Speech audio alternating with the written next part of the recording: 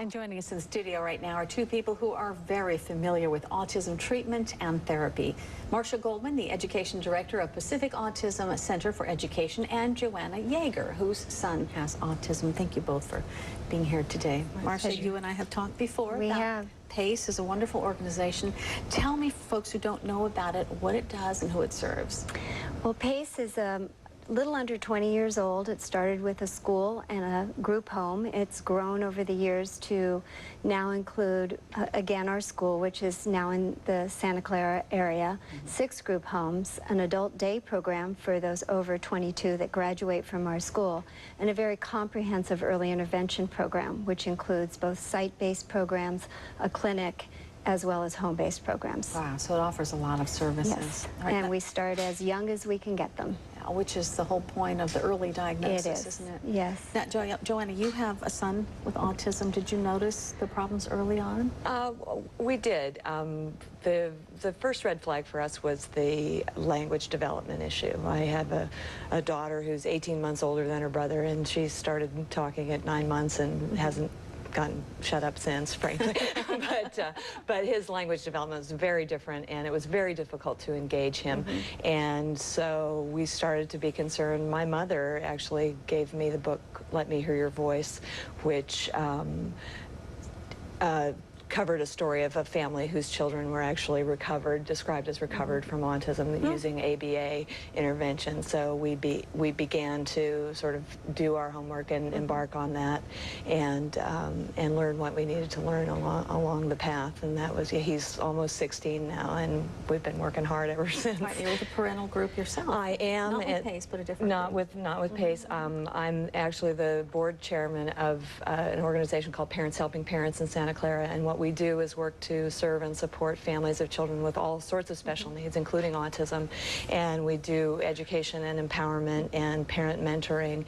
And it was a real lifeline for me when my son was diagnosed, to be able to go and connect with parents who understood what I was going through. Sure. And not only understood, but were doing something, and wanting to change things and to make life better for other kids with disabilities. So it's been a huge help and a place to connect and also to make sense of a challenging diagnosis. Marcia, let me ask you about diagnosing and how you go about doing that. Many of our children come from the different centers around the area that do the diagnostics, as well as individual psychologists who are doing that more and more, and referrals from the regional centers, which are the state programs. And so the earlier we get them in, and we actually have had some children in under a year, which is extraordinary to be able to start the work that early, even before we put an absolute label on them. But if we begin to see the early signs, help and the parents learn some tools that they can start with that early. Okay, well, we have a lot more to talk about, so stick around, please. We do have to take a little bit of a break right now. You can find more information about PACE on the website. Go to pacificautism.org. Stay with us. We're going to hear more from Marcia and Joanna in just a moment. And joining us again in the studio are Marcia Goldman with the Pacific Autism Center for Education, PACE, and Joanna Yeager, whose son is living with autism. And Marcia, Carolyn was just showing us some of the new ways to treat this in schools. So your organization is also dealing with all these new developments as well. We do. We try and bring in as much of the technology and the mixed tool bag in terms of methodologies. There is no one method that is going to be effective for all children on the spectrum.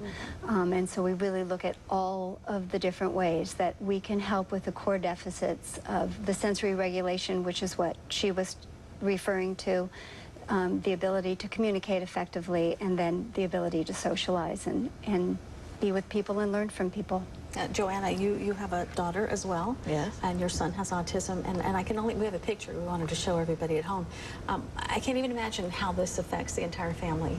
Well, it's certainly, any disability has a huge impact on the family, and we've been lucky enough to involve our daughter from the very beginning. She's been his best therapist and teacher, you know, since she was 4 years old, and it's been a joy to see her. She sets higher expectations for him than his father and I do a lot of times, but she's now started actually working with other families who have children with autism, and she's got a growing career in that area, and it's been wonderful. But it's a real struggle to to balance that, and the support of other parents and other families who are in similar situations really makes a huge difference in that.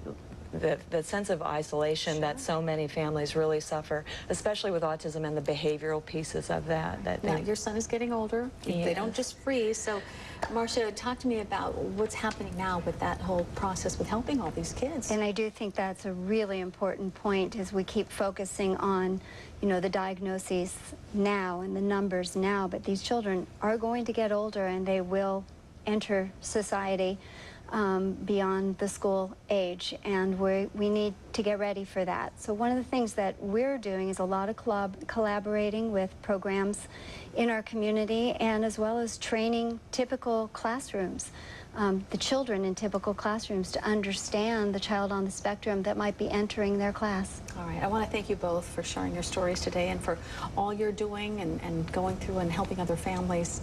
Unfortunately, we are out of time. Thank you all for joining us. That is it for this edition of Beyond the Headlines. We have all of the information from today's show on our website, abc7news.com. Just go to the community page. Have a great week. Bye-bye.